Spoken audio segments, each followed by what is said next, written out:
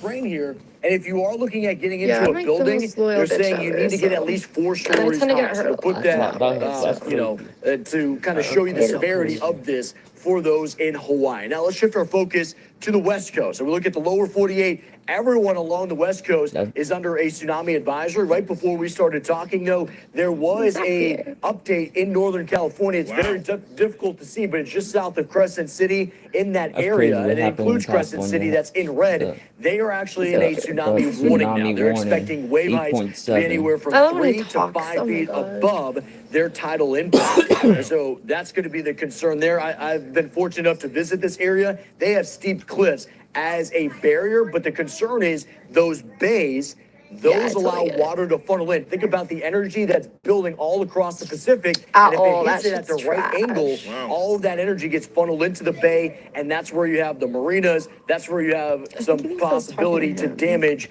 to those communities that are along the coast. Elsewhere, we do have that. There's a lot of things going on. That's in place. There's a lot of things happening at one time. Holy shit.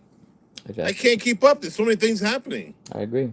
For the Pacific Northwest, we're looking at 11:40 p.m. local time down throughout California. On the northern side, 12:40 a.m. And then 1 a.m. for Southern California, where wave heights, they're expected to be about 1 foot above tidal wave heights. Here's where we stand for the Aleutian Islands in the chain. You're looking at the Alaskan Peninsula. This is these areas. Think about the close proximity to where they were to the epicenter of this. They're under a tsunami warning. We have already seen in spots like Atco where we have a buoy, the water is starting to rise about 2 to 3 feet above what they are typically seeing right now. And so that's showing us that energy that's moving into this area. I actually had the opportunity to talk with an Alaskan seismologist earlier this month because we had some earthquakes that were just you know, and Japan, right around that's crazy. 6+ magnitude, and there was concerns about what would happen with the Aleutian Islands. And he was saying, hey, this is the most active spot in the entire world for tectonic plates. And so this was something that we kind of learned about earlier in the month. Now, this is dramatically different because of the scale of that, but still the concerns that are happening for, of course, Alaska. So, Steve, I think it's important to kind of set the perspective. You know, how do you guys get all these measurements, especially with what is this, you know, wave that is moving thousands of miles across the Pacific here? It's kind of hard to comprehend, frankly, just to kind of visualize that. But you get data, and you mentioned it, from those buoys in the water, right? Explain that. Yeah. That's our best opportunity to get data. Because to your point, this is going to be, I mean, it's in the biggest body of water on our planet, right? The Pacific, it's on the other side of the Pacific. And so there's going to be that latency factor, and there's going to be a delay in getting that information. And so that's why it's so important to have those buoys that are either off of the Russian coast, off towards, you know, Alaska and the Aleutian Islands, out towards Hawaii. That's going to get your first sense of what is the wave activity. And a lot of this energy is actually below the surface. You're going to see this because, I mean, the Pacific is deep. The epicenter of this earthquake was 46 miles deep. And so that entire column of water is now being forced across 3,000 to 4,000 miles of the Pacific, and it's not losing its energy. It's just dispersing it outward, becoming more of a broad wave. But for those that are in Hawaii or out on the West Coast, especially since it's happening overnight, you're not going to be able to see that wave approaching. So you have to trust what we're seeing out of those buoy measurements when they start to lift, that there's a wave, a wall of energy that's moving underneath the water that's going to be coming in to these coastal communities. And that's our best sense of what is happening, and using data from prior earthquakes. And so when we're looking back about 1952, that would be your best opportunity. What happened out of that earthquake? This could play out again now. Yeah, I mean, the tsunami detection systems, you know, even since, 10 years ago, are so much better, so much more improved than they were then, that they are now. Steve Bender there with Fox Weather. Thanks so much. I know you guys will be covering this throughout the course of the night. Yes. Okay, in the meantime here, I want to go back, though, to some of these posts on social media, including there from President Trump. Let's take this here. Trump saying, due to a massive earthquake that occurred in the Pacific Ocean, a tsunami warning is in effect for those living in Hawaii. A tsunami watch is in effect for Alaska and the Pacific coast of the United States. Japan is also in the way, saying, please visit for the latest information there. Stay strong and stay safe. Thanks, Folks, President efforts, Trump. though, on Hawaii. Hawaii gives a damn Governor about Josh Green, the Democrat, Thanks, Donald, for your support. saying tsunami warning in effect. I have signed an emergency proclamation AJ and both World, the so don't state forget and to like county and emergency subscribe. operations centers are fully activated. No Please take spamming. this You get situation banned for that. Don't seriously. do that. We also have this from the Hawaii Emergency Management Authority saying all Hawaii Islands, this is a message to them, the all hazard sirens will sound at 6:10 p.m. local time. So that's in about 20 minutes. No, thank you. Saying Hawaii is in a tsunami warning. First wave impact, they're predicting 7:10 p.m. Hawaii Standard Time. What's that? What so time in the Hawaii? meantime, back out live there to Everyone's coming in. Honolulu. Please like and subscribe. Does anybody know what time it Subscribing is is in Hawaii supporting right me, now? so you don't want to support me. What time is it in Hawaii? Off the coast there. Take a look at that.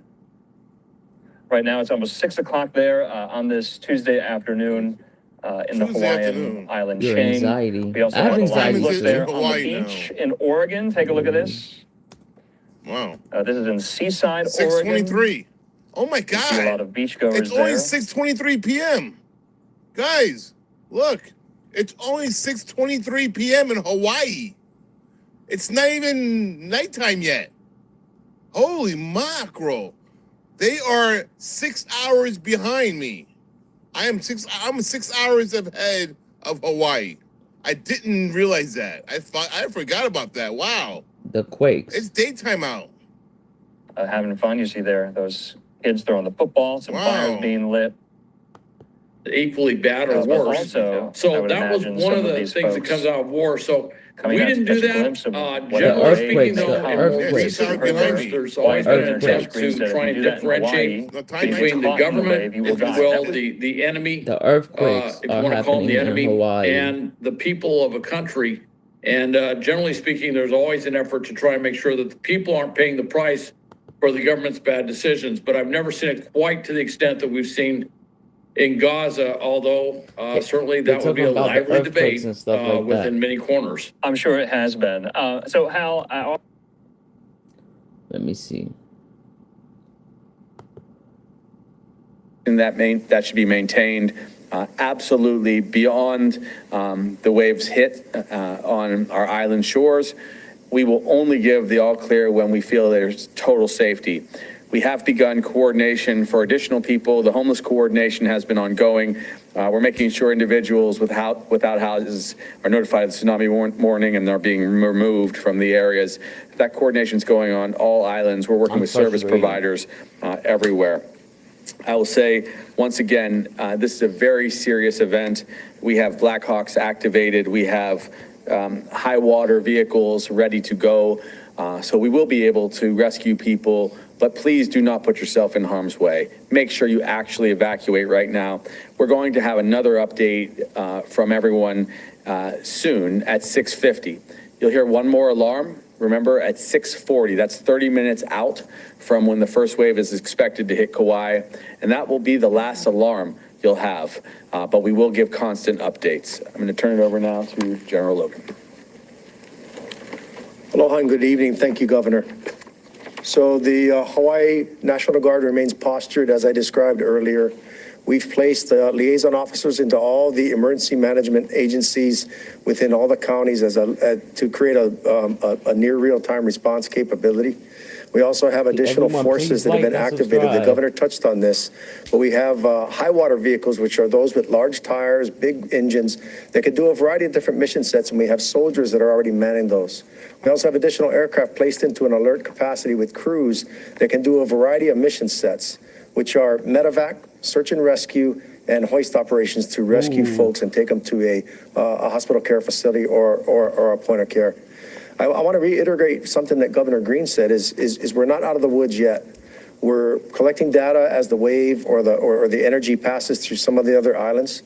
We're in constant contact with all of our partners, either on the mainland or within here, our state of Hawaii, the greater part of the Department of Defense, and also transmitting data to our National Guard headquarters on the mainland. So I ask everybody to remain vigilant. Take this seriously and wait until you get the all clear signal or we reduce That's the warning important to a lower level from either your state or your county official government sources. Thank you very much. Mahalo, Tag. Up next, Hawaii Emergency Management Agency Administrator James Barros. All right, aloha. As we move this evacuation from those zones, we want to ensure that you're doing it safely and you're not panicking. You have time to get out of the inundation zone. The counties are working their sheltering plan and opening up tsunami assembly areas. So work with your counties, go to your county websites and see what shelters are being opened. The state is posturing that if needed, we can provide additional support post-impact at the shelters. I have opened the line of communication with FEMA. So we're on if you're rude, you get banned. Several calls so far. FEMA's postured to support the state at this time. Thank you. Mahalo, Administrator Barros. Finally, we will bring up the Director of Business, Economic Development and Tourism, James Kunane Tokioka. Mahalo. Aloha. You don't need to time him out. He's banned. Thank you very much for this opportunity. I will give an update on the visitor industry and what we're doing to the visitors that are here in Hawaii and informing them. I've been in contact with Jerry Gibson from the Hawaii Hotel Alliance and Jeff Wagner. We leaned on them during the Maui wildfire to help us, so we're leaning on them now. And the properties that are along the coastline are being asked to evacuate vertically, 4 floors and above. Some of the people have left the hotels, and the ones that have left the hotels to go to the airport, if they need a place to stay, when the airport is shut down, if it is shut down, then they should call the property that they came from to see if there is still availability at that property so they can go back there. I want to ensure that their friends and family on the mainland understand that there is a plan. And look at my doggy, Lexi. The governor and Administrator Barros and General Logan, big kudos, because there was a lot of training that went on after the wildfires, and this you need to go to bed. Opportunity for us to put those training, what we learned in training, into place. So thank you all for that, and be patient with each other. God bless you. You need to go to sleep, all right? Mahalo, Director Tokioka. At this time, we will open up for questions. Go to bed. Let's go. And I will call upon everyone over there. Time. And I'm going to start with Ashley from Hawaii Public Radio.